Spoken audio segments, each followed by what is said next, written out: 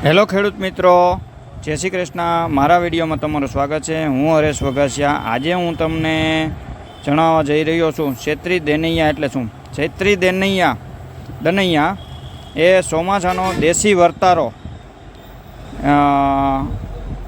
દનૈયા એટલે એક મહત્ત્વનો ચોમાસામાં ભાગ ભજવે છે, જે આપણે ઉનાળામાં ચૈત્ર મહિનામાં જોવાનો હોય છે। આ વખતે આપણે 2025માં 18 તારીખથી એટલે કે 18/4થી એટલે કે આજથી ચાલુ થાય છે ક્ષેત્રી દનૈયા। એટલે એ કેવી રીતે જોવાના અને એ શું મહત્ત્વનો ભાગ ભજવે છે અને આપણો એ દેશી વર્તારો આપણે વરસાદ કેવો થશે એ આપણે જાણીશું। 18/4થી પહેલું દનૈયું ચાલો એટલે તે દિવસ જોવાનું છે આપણે। એટલે એ દનૈયા પહેલું દનૈયું હોય તો મુખશીર્ષ નક્ષત્રથી ચાલુ થાય છે, બરાબર। એટલે એવી રીતે એક દિવસનું એક નક્ષત્ર આપણે જોઈશું। અને હવે તે આપણે દનૈયા જોશું તો ચોમાસાના 9 નક્ષત્ર હોય છે, બરાબર। એટલે 9 દિવસ દનૈયા જોવાના હોય છે, બરાબર।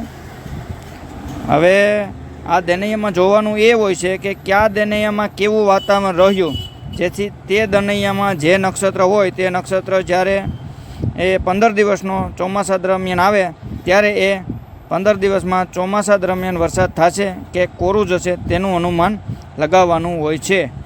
દનૈયા દરમિયાન વાતાવરણ એકદમ ચોખ્ખું હોવું જોઈએ, એટલે કે ઝાકળ ન આવવી જોઈએ, વાદળો ન બંધાવા જોઈએ, ગાજવીજ ન થવો જોઈએ, વરસાદ ન પડવો જોઈએ અને વાતાવરણ ઠંડુ ન હોવું જોઈએ અને ગરમી લૂ ખૂબ હોવી જોઈએ। એટલે કે દનૈયા દરમિયાન આકાશ એકદમ સ્વચ્છ અને ચોખ્ખું હોય અને તાપમાનનો પારો જેટલો ઉપર ચડે તેટલું દનૈયું તપ્યું ગણાય અને જેટલા દનૈયા તપે તેટલું તે નક્ષત્રમાં ચોમાસા દરમિયાન વરસાદ સારો થાય છે। એટલે દનૈયા હારા પાયકા કહેવાય। જે દનૈયું સારું પાકે એ નક્ષત્રમાં સારો વરસાદ થાય।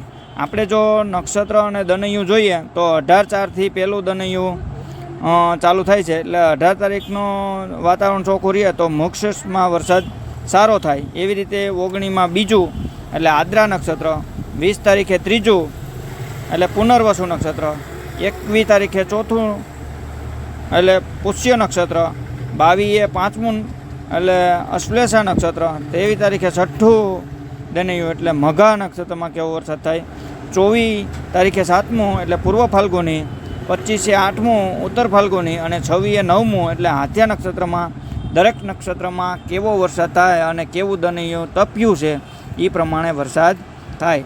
આ સાંભળ્યા પછી વિડીયો તમે ગમે તો લાઇક શેર સબસ્ક્રાઈબ કરી દેજો અને મારા વિડીયો જોવા માટે લાઇક શેર સબસ્ક્રાઈબ કરી દેજો।